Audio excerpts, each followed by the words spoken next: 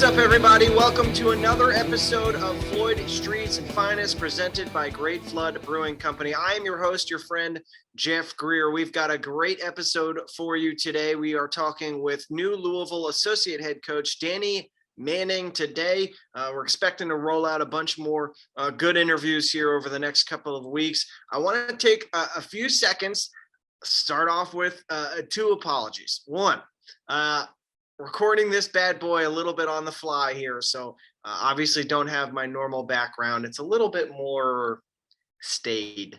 That's okay. It's all about the conversation. That's all we care about. So that's one. But two, April has been a bear of a month for scheduling. We've had a couple cancellations on us and rescheduling. So we're going to make this month of May and into June an active one here on FLOYD Streets Finest to bring you more Louisville men's basketball content that you crave. And maybe we'll dip into some other sports or I should say the women's game as well. We'd like to keep doing that as much as possible as the off season progresses, and keep a tab on the women's team as well as the men's team, of course. But today's episode is with Danny Manning. We are expecting to chat with L. Ellis soon, and we're also consider the requests in for chatting with the rest of the Louisville coaching staff. If you have not had a chance to listen or watch yet, please go tune in to the Field of 68 After Dark. They're doing an Off the Carousel series where they talk to every single new head coaching hire across all of college basketball. And Jeff Goodman had a great conversation with Kenny Payne recently. Came out yesterday and really enjoyed that conversation. Used some of Kenny's interesting comments for my newsletter. So talk about synergy there. A great opportunity to hear from him as the off season has progressed, and talk a little bit more about where he gets sort of his coaching process from, and who he learned the most from, and the type of culture that he wants to build at Louisville. I know that's sort of a buzzword that's been overused, but environment, team building process. I don't know. What do you want to call it? But no, there's a lot going on with Louisville, but at the same time, it feels like there's a lot not going on with Louisville. We're waiting on the rest of the coaching staff to be filled out. And we know that there will be who the three assistants are, but we know that there are other spots to fill. We're just waiting for those to be announced. There have been rumblings for weeks now that some of them have already been filled. So we will find out soon enough. And when that happens, I think it's going to be really interesting to see who is put in what role and how those roles are attacked. I do also want to make sure that we talk a little bit about recruiting. Louisville needs a guard. Louisville needs probably two guards. But you're going to find Danny Manning makes a really interesting comment there in our conversation about the possibility of having a guy who's like 6'7", 6'8", playing two guard for Louisville. And I think that's going to be a really interesting part of this roster building process for this first season and onward for Kenny Payne. This is a guy who's 6'7", 6'8", could be kind of a swing man, play a bunch of different roles on the floor. We kind of get too bogged down sometimes, I think, in every sport, but especially in basketball, saying, okay, this guy is this position, this guy's this position. I think we're going to see Louisville focus more on roles and tapping into what guys are good at, not necessarily talking about this guy is a small forward, so he does this. This guy's a center, so he does this. I think we'll see that be a little bit more nebulous. And that starts from the top, as you'll hear Danny say. That starts from a guy in Kenny Payne who had sort of that jack of all trades role for Louisville when he played and was that type of player. So, but all that being said, you're talking about Devin Ree, Mike James, probably your two guys who might be able to slide down and play the two for Louisville. We'll see what happens with Imani Bates if they end up signing him. Quite the saga that is. That's now running to June. So when he's planning to make his announcement, at least according to Adam Zagoria reporting yesterday. So we'll see where that ends up, because he's another guy who can help you with ball handling. You do not want any of those guys as your primary ball handler, but they can help you with your playmaking and your ball handling as secondary playmakers. But Louisville needs to go find at least one more, I think, to pair with L. Ellis. And that is the topic on this week's newsletter. which you can find at jeffgreer.substack.com. Went out on Thursday morning at 5 a.m., hit email inboxes. Big question is, how does this staff view El Ellis? What is his role with the team? And El made it a point on his Twitter to say that he's a point guard, not a shooting guard. So, okay, the skill set is there. It's not a question of like, do they use him? Of course not. El Ellis is going to be one of the key pieces for this team. The question is, how do you play off of him? Do you find a supplemental two guard who can help you with ball handling, who's really a true kind of off guard helper there who can guard two guards on other teams? Or do you go find another lead guard, point guard type who can kind of share those duties with him, a la Peyton Smith and Russ, or Peyton Siva and Russ Smith, or Quentin Snyder and Donovan Mitchell towards the end of Donovan Mitchell's sophomore year. Chris Jones and Terry Rozier operated that way for a long time during the 2014-15 season. So I'm fascinated by this. And quite frankly, I think I speak for a lot of people. We're all just fascinated to see what Louisville looks like.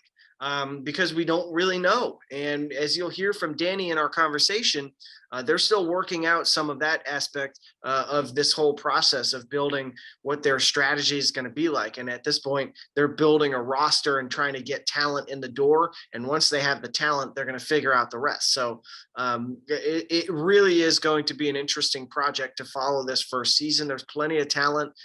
There's a lot of guys who are hungry from being on a bad team last year who think they can do better. I tend to believe that. I think the attitude and mindset will obviously be different with a new coaching staff. Maybe it's a fresh start. It's not maybe. It is a fresh start for everyone, and we'll see if the motivational tactics and the preparation that this coaching staff implements can help this team win more games than they did last year. Well, enough blather. I do want to just mention real quick, of course, make sure that you're subscribed to the Field of 68. There's constant content across the board, some of the best podcasts in the game right now that you can follow. Also, make sure you hit up the YouTube channel and subscribe there to the Field of 68. You can watch the video versions of all these conversations. And of course, I want to mention our friends over at Great Flood Brewing Company. What a difference a few months can make. Come have a beer, bourbon, or glass of wine at Great Flood. We've been teasing it for months. It's here. It's all here. Everything's happening with Great Flood. As the weather warms, walk on up and enjoy our patio and friendly staff as we welcome what will be one of the most exciting off seasons for basketball and football. We are proud sponsors of Floyd Street's Finest, and we can't wait to serve you. Make sure you check out both locations. They've got a great tap room in the Highlands and Douglas Loop at the bottom of the hill. As I've said before, I used to hit that place up a lot when I was a younger, sprier Jeff, and I still like to get over there for a nice frosty beverage every now and then. Great spot, great beer. And also check out their Middletown restaurant, which is a huge space, lots of TVs, very friendly staff there. Great spot to go check out games this summer. Lots going on. And you can also, of course, enjoy delicious beer and now wine and bourbon. Look at that. It's all coming together for Great Flood. So go check them out. All right. Let's get to my conversation with Danny Manning. All right, we are super excited to be joined here by Danny Manning. Danny, what's going on, man? A legend of college basketball on the pod. This is huge for us. How's everything going so far for you here in Louisville?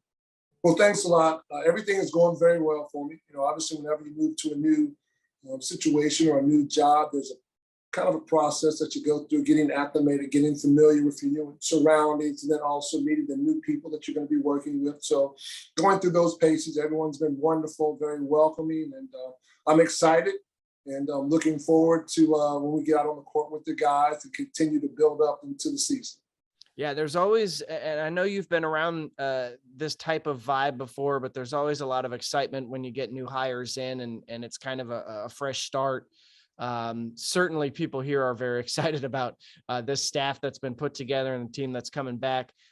Let's start with how you ended up in that Louisville half zip there and working here with Kenny Payne. Where did that conversation start? And I guess what drew you to this opportunity?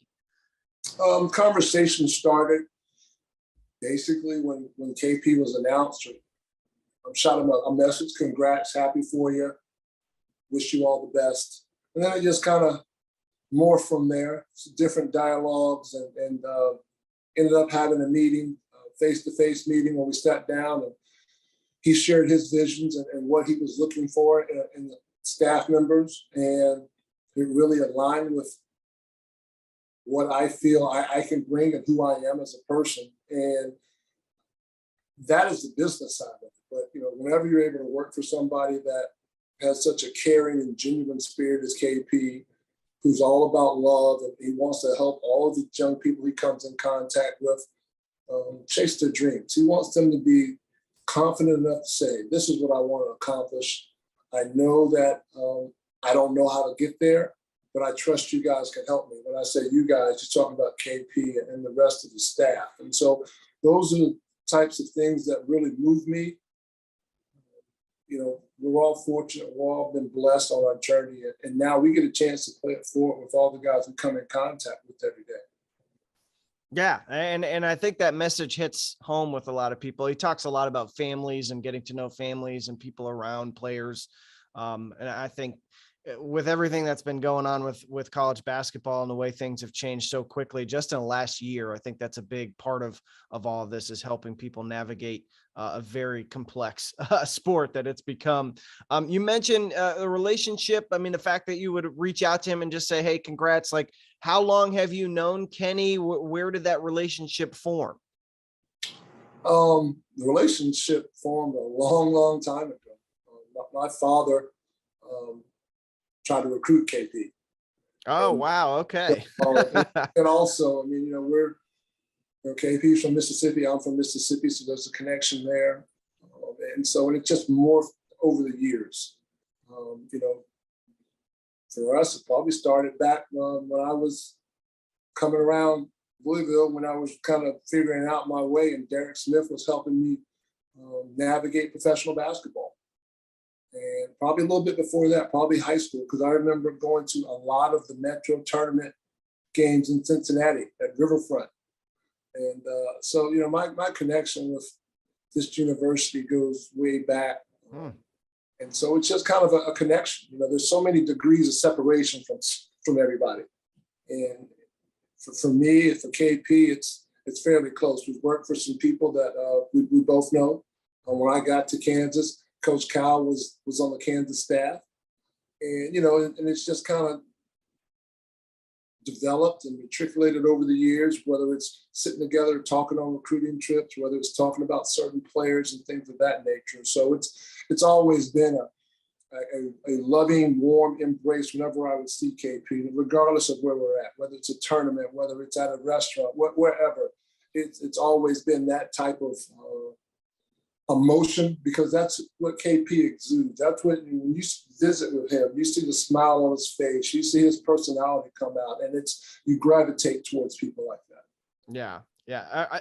I know a lot of people have said this already, but I have never heard a bad word about Kenny Payne from anybody. And I've been in Louisville for 9 years. I mean, the guy is sitting on the bench for Louisville's bitter arch rival. I mean, we're talking, this, but this is like Alabama, Auburn level of hatred. And the fact that he has navigated playing for Louisville and then coaching with Kentucky, and everybody still loves him. That tells you something about a guy. That's pretty special. I wanted to mention, you mentioned Derek Smith. I wanted to ask you about that, because Kenny talked a lot about that too, when Nolan was hired, about that connection and that mentoring relationship that he had with Derek.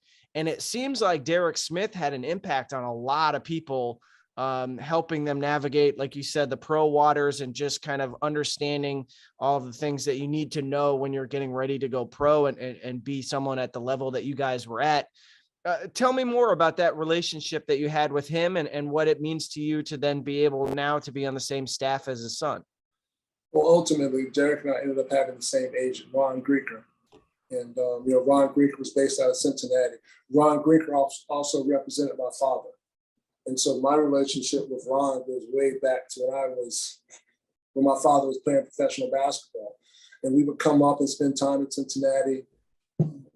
Derek was somebody that Ron thought would be a great mentor for me. and he put us in touch basically. And for Derek, his impact, for a lot of us initially started because of the game of basketball, right? Whether that's, this is how you prepare, this is how you train, this is how you carry yourself. And it just kind of morphed over into a different part of who you were as a person. You look at that and you go, all right, this is the level I need to compete at. This is the commitment level I need to have. I need to understand that I'm going to go through a process. Derek was kind of showing us all these things in his daily actions. And, for us, it was just somebody who showed us the way. You see your goal, you see it at the end of you see the light at the end of the tunnel. Mm-hmm. Well, for us, Derek was that light. He was that guy who said, listen, it's here. You can accomplish it. It's going to take some hard work, but you just got to keep your head down and keep going. That's awesome. Yeah. I mean, it really is, like I said, having been here now almost a decade, you learn so much about those teams from the 80s and the 70s. And those guys are all so close and have been so helpful to each other over the years. So it doesn't surprise me that they kind of kept passing on that knowledge and that help. Let's shift gears. I know for you, I think when you look at this current coaching staff, you're the guy who I think everybody would say, look, Kenny's never been a head coach before. He's obviously been around some really, really good ones over his career. He's got a plan for what he wants to do, but hey, it wouldn't hurt to have another guy who's done it as well. Insert Danny Manning. Obviously, Danny, you've got all sorts of other experience, but being a head coach, how do you think that will help you on this staff kind of shepherd through this first year, especially with Kenny? Well, I think for Nolan, for Josh, and myself, we all bring different things to the table, and that's part of the reason that Kenny brought us all together.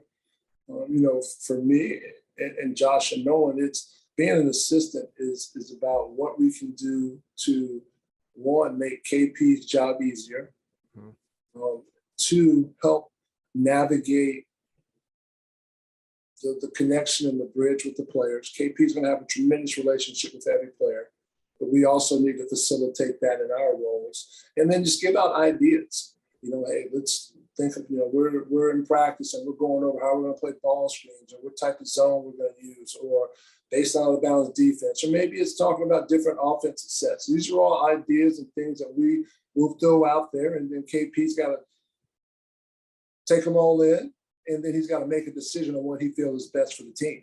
And that's kind of the role as an assistant coach. And one of the many roles that you have as assistant coach on the basketball side. And then on the relationship side, throughout the course of the game, it's helping maintain the relationships in a heated battle, right? Because you're out there on the court and there's so many things going on, and players are going to make mistakes. That happens. We understand that. And then when you come out of that game, how do you recalibrate? How do you adjust? How do you get focused back in on what you need to focus back in on to go back out on the court to help us be successful? And so there'll be a lot of that. There'll be a lot of player interactions. There'll be a lot of times we're challenging players.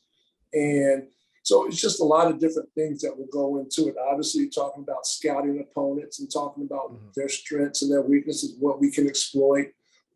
Having a wrinkle or two in your back pocket that you might be able to suggest when we're playing a team that might give us a not an upper hand, if you will, but create a situation that they have to maybe call a timeout and have to make an adjustment to. So there's so many different things that go into it. But at the end of the day, we want to help our young people become as successful as possible. We want to win as many games as possible. And the easy part is we're going to have fun along the way, because KP is going to make sure that we have wonderful people in our program that are aligned with what he wants his leadership to look like.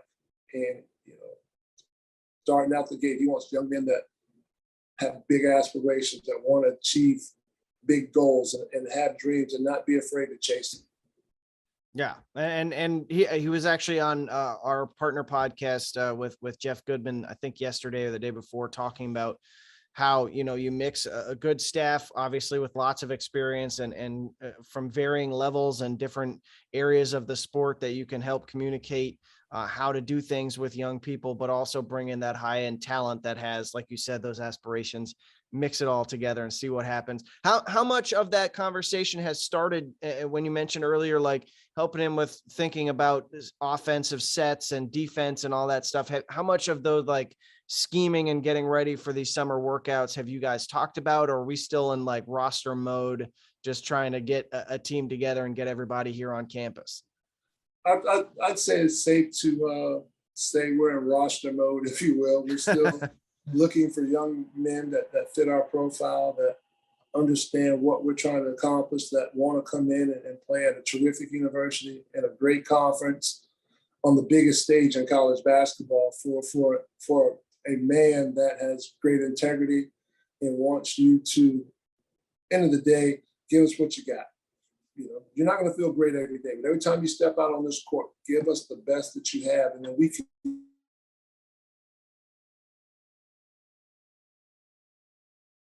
work from there.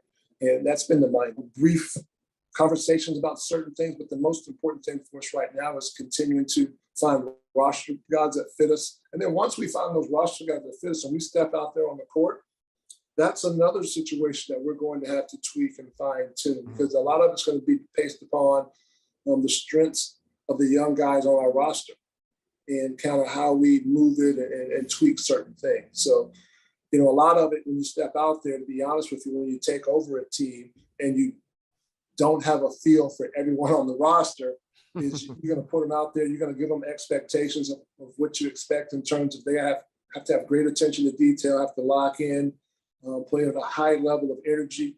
And from there, you just kind of continue to place in different things that work. You know, there, a lot of times you find an offensive set that really works. It just kind of happens one day in practice and you're like, oh boy, that's nice. That's pretty good. We could use this. Or, you know, this particular player is comfortable in this realm, coming and getting the ball at this situation and catching it in this spot. So, you know, a lot of it is going to be that also. Interesting. Okay.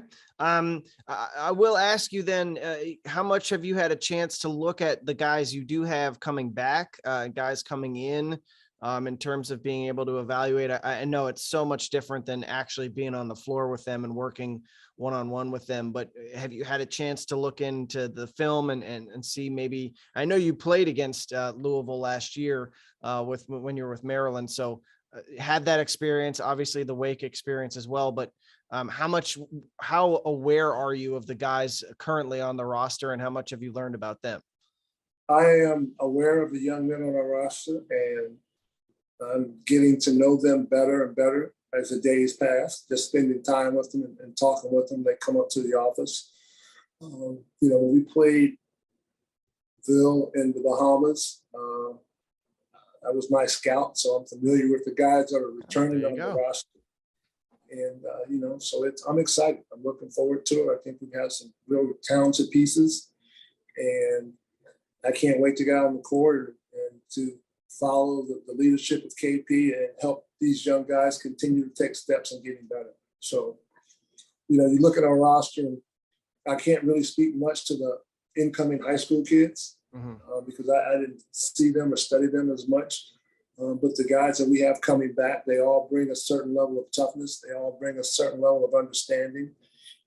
And then when you go through the type of season that those young men went through last year, you develop, for lack of adjective, a little bit more tougher or thicker skin, if you will, because the support here, the expectations here are, if you don't handle them the right way, can really eat at you, if you will.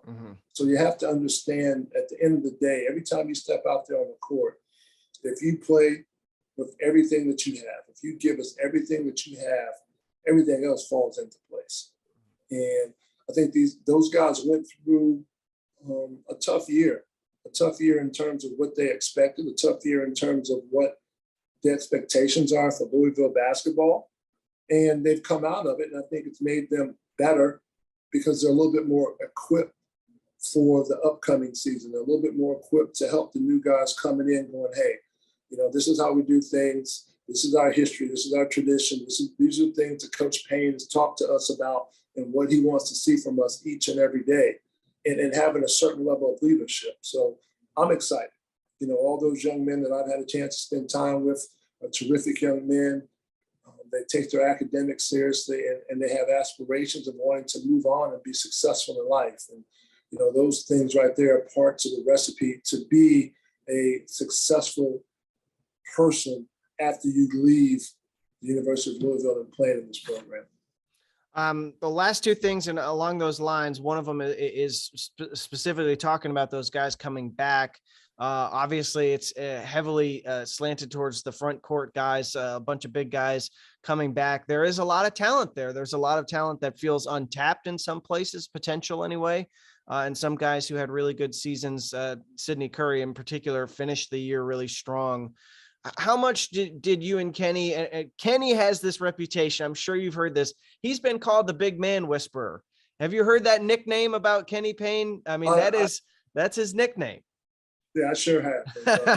Kenny and I, we've had different conversations over the years about different ideas and what you do to try to help guys develop and grow. But, all the players, I think when you reflect back on the players that KP had a chance to work with at Kentucky and how they stepped into the program, how they continued to grow and develop and get better, is a testament to him. It's also a testament to Coach Calvin, giving him the freedom and the confidence to go out there and let him share that information. And so, KP is going to do a tremendous job with our big guys. Not only our big guys, he's going to do a great job with our guards as well. Because, the one thing, if you reflect back on KP as a player, which is versatility.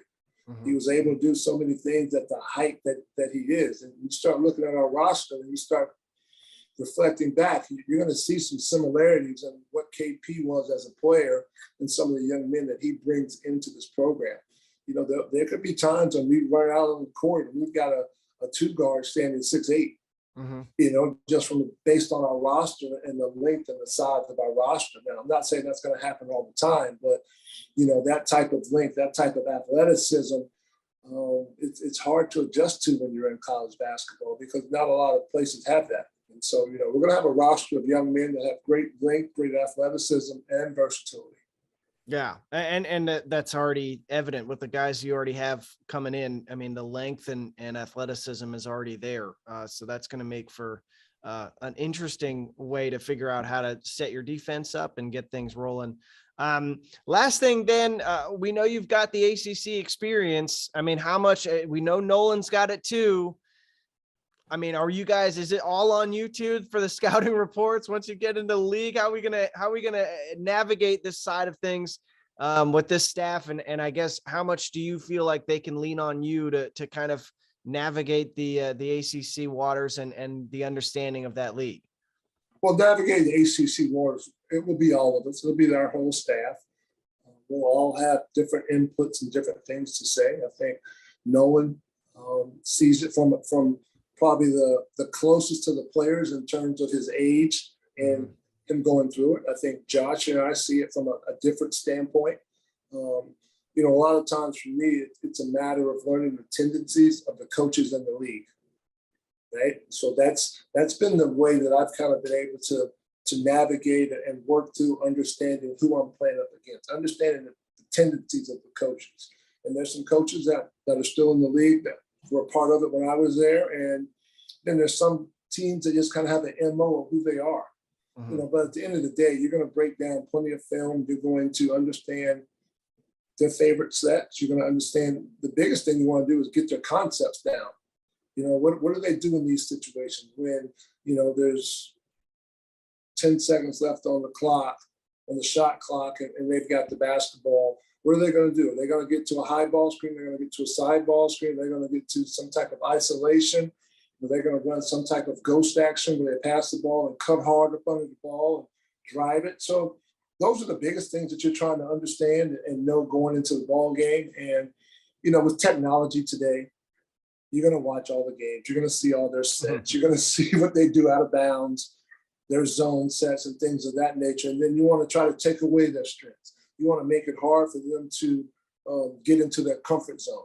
So, the one thing, KP has talked about is being a team that can be disruptive to the offensive flow of the other team. And, we feel like you're able to do that when you have great athleticism, you have great length, and you have some flexibility across the board of your team to try to take away certain aspects that teams run. And so everything is going to change game by game. We'll have principles and we'll have the standards that KP sets for our program and how we do certain things, and then you'll tweak it based upon the game. All right. Well, Danny, this is super helpful. I really love chatting with you. I'm going to leave you with this. You've been very generous with your time. So I was a young reporter in West Palm Beach, Florida, working for the Palm Beach Post, and I went to a high school basketball game. It was a playoff game, I think. And I remember I knew a couple of the players who were older on the team, but I remember there was this really springy 10th grader. And I kept looking around like, who is this kid? Who is this kid? This kid is unbelievable. And it was John Collins, who has obviously evolved into what we all know him as today. But I wanted to give him a shout out for you because I know that there's a relationship there. But that dude was a heck of a high school basketball player. So I'm not surprised. I wasn't surprised to see him do well for you at Wake and do what he's doing now in the NBA. So a fun little connection to about a decade ago back in Florida.